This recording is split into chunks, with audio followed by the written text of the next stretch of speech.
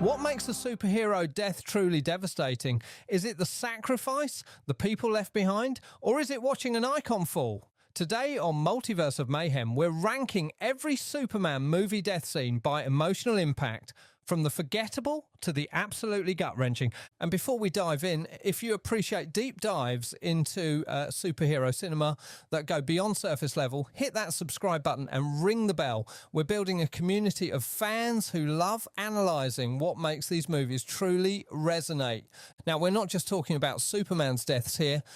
We're looking at every major character death across all Superman films. From Christopher Reeve's classic era to Henry Cavill's modern take, we'll examine what works, what doesn't, and why some deaths hit harder than watching Krypton explode for the 100th time. Our criteria? Pure emotional impact, not plot importance, not CGI quality, just raw, unfiltered feels. So grab some tissues because we're starting with the deaths that barely registered and working our way up to the ones that still hurt. Coming in at number 10, we have Non's death in Superman 2. Remember Non? The mute Kryptonian powerhouse? Yeah, his death in the Fortress of Solitude barely registers emotionally because, well, we never really connected with him as a character. He falls into an icy crevasse, and that's it. No final words, no redemption arc, just a villain dispatched. It's functional storytelling, but emotionally, it's as cold as the fortress itself. Slightly more impactful, but still near the bottom. At number 9, Ursa's demise alongside Non. Sarah Douglas brought real menace to the role, but her death suffers from the same problem. We never see her as more than Zod's enforcer. There's a brief moment where she realises she's lost her powers, but it's played more for Superman's triumph than any real pathos. The theatrical cut especially rushes through these deaths like checking items off a list. Moving on to number 8, General Zod's death in Superman 2. Now, Zod's death ranks slightly higher because Terrence Stamp's performance gives us something to latch onto emotionally. That moment when he realises he's been outsmarted, when he crushes Superman's hand only to discover he's powerless. There's genuine shock there, but the emotional impact is undercut by the ambiguity of the theatrical cut.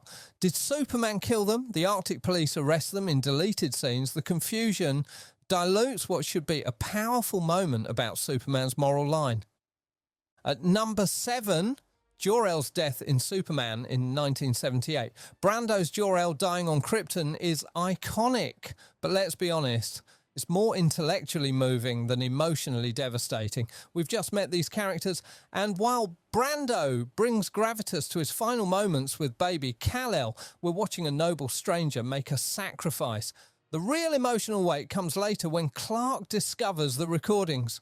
Jor-El's actual death is spectacular, holding up that symbol of hope as his world literally crumbles. But it's the death of an idea more than a person we're connected to. Coming into number 6, Lara's death in Superman in 1978. Susanna York's Lara edges out Jor-El because of one thing, a mother's goodbye. While Jor-El is making grand speeches about destiny, Lara is saying goodbye to her baby. That quiet moment where she places the blanket in the ship, knowing she'll never see her son again, that's where the emotional weight lives. It's not the planet exploding that gets you, it's a mother's final touch. York plays it with a devastating simplicity that Brando's theatrical approach can't match. Down to our last 5. Zod's death in Man of Steel is our number 5. Now we're entering genuinely emotional territory. Cavill's Superman killing Zod isn't just about the neck snap heard round the world, it's about the scream that follows. This death works because it's not triumphant, it's traumatic. Superman is forced to kill the last of his kind to save innocence, and Cavill sells that anguish. The emotional impact comes from watching Superman cross a line he never wanted to cross. It's controversial, sure, but undeniably powerful. Shannon's Zod dies not as a moustache-twirling villain, but as a man who lost everything and chose revenge over redemption. Jor-El's death in Superman 2 takes our number 4 spot. The Donner Cut gives us something special, Jor-El sacrificing his remaining essence to restore Clark's powers. This hits harder than his actual death because now we know him.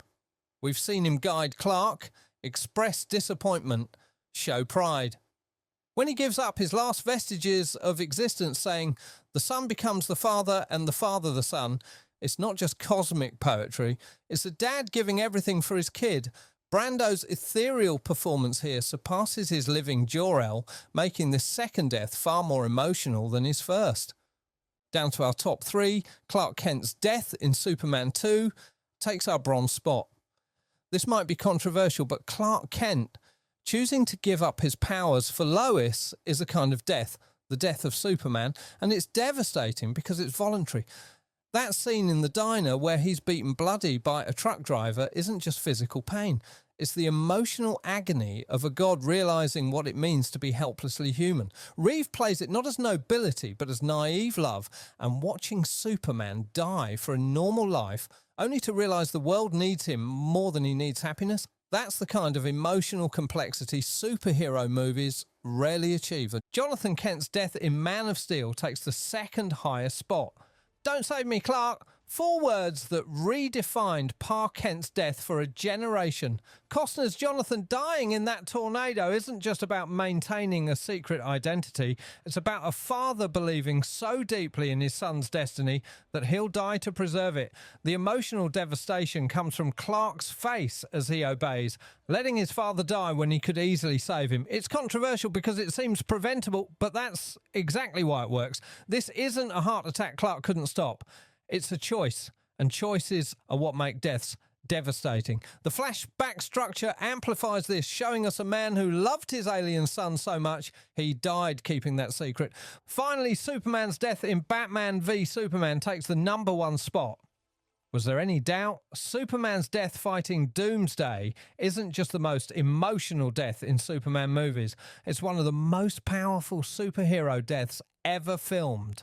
Why? Because Snyder doesn't just kill Superman, he kills him 3 times. First, there's the physical death, that mutual impalement with Doomsday, Superman pushing the spear deeper even as it kills him. Cavill's face shows not pain, but determination, a man choosing his death.